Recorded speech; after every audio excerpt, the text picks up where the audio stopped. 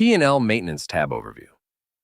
This tab lets you recreate and customize the chart of accounts inside Profit Optimizer Pro without ever affecting the client's actual QuickBooks chart of accounts. Adding a new group, click Add Group, fill in the group name, enter a display name, can differ from the group name, select the account type and hit Save. Group will now appear in the P&L Maintenance section, but will only show up in the Profit and Loss once it is mapped from the Groups tab. Editing an existing group, click the Edit icon next to any existing line item. Modify the name and display name and/or account type. Click Update.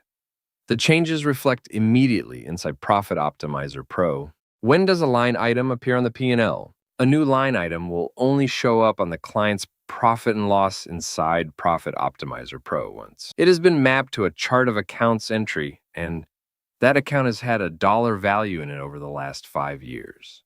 Remapping a chart of accounts entry.